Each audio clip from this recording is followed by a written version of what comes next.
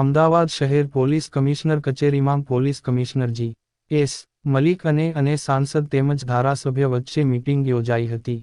આ મીટિંગમાં શહેરના ભવિષ્યના પ્લાનિંગ અને હાલની સ્થિતિ અંગે ચર્ચા કરવામાં આવી હતી. શહેરમાં સીસીટીવી દબાણ, બાબાસાહેબ આંબેડકરના સ્ટેચ્યુનું પુનઃ સ્થાપન સુધીના મુદ્દા પર બંને પક્ષે ચર્ચા શરૂ થઈ હતી, જેમાં ખાસ કરીને તમામ ચૂંટાયેલા નેતાઓએ પોતાની ગ્રાન્ટમાંથી 25 લાખ રૂપિયા આપવાની તૈયારી બતાવી હતી.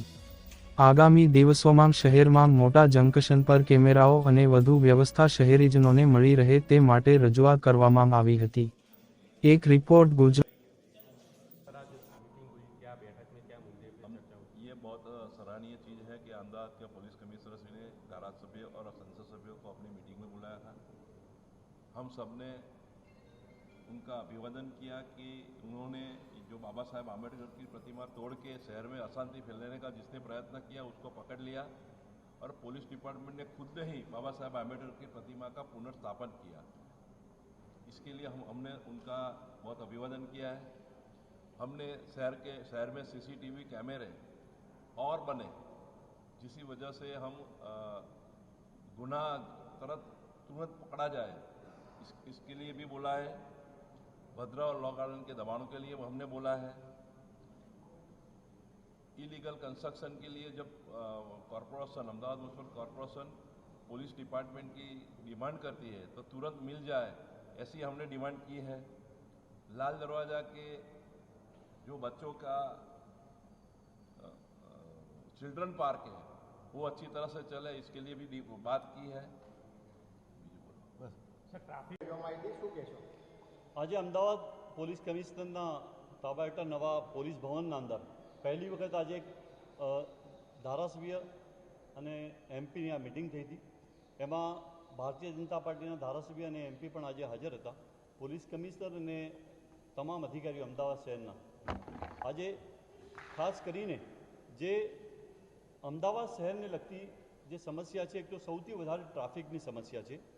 એના અંદર ટ્રાફિકની વ્યવસ્થામાં જ્યાં ઓવરબ્રિજ છે, ફ્લાયઓવર બનાવવાની જરૂર છે, ત્યાં બ્રિજ તાત્કાલિક બનાવવા જોઈએ.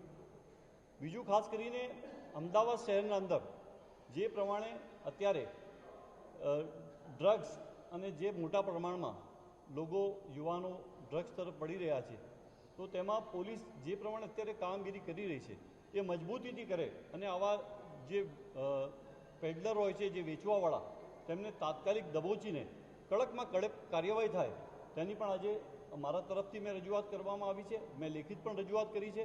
અને ખાસ કરીને અમદાવાદ શહેરના અંદર જે ક્રાઇમ, સાયબર ક્રાઇમ હોય કે બીજા ક્રાઇમની ઘટનાઓ બનતી હોય તો તાત્કાલિક તેને ડિટેન કરવા માટે અમદાવાદ શહેરના અંદર જે સીસીટીવી લાગેલા છે, તો ઘણી જગ્યાએ એવા સીસીટીવી લાગેલા છે જે બંધ હાલતમાં છે, જેથી કરીને જે ગુનેગારોને ડિટેન કરવામાં, જે ગુનેગારોને તપાસવામાં પોલીસને તકલીફ પડતી હોય છે, તો એવી જગ્યા પર તાત્કાલિક સીસીટીવી લગાડવા જોઈએ.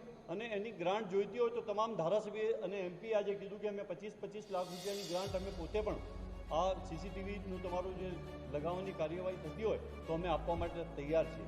બીજું કે અમદાવાદ શહેરના અંદર જે ખાસ મારી એક રજૂઆત હતી કે ભાઈ અમદાવાદ શહેરના અંદર પોલીસની જે ભરતી, જે અમદાવાદ શહેરના અંદર જે કોન્સ્ટેબલ છે એની સંખ્યા ઓછી હોવાના કારણે જે આજે અમુક જગ્યાએ જે ગુનેગારો ડિટેન કરવામાં પણ પોલીસને તકલીફ થતી હોય છે, મહેકમ ભરવાની જરૂર છે.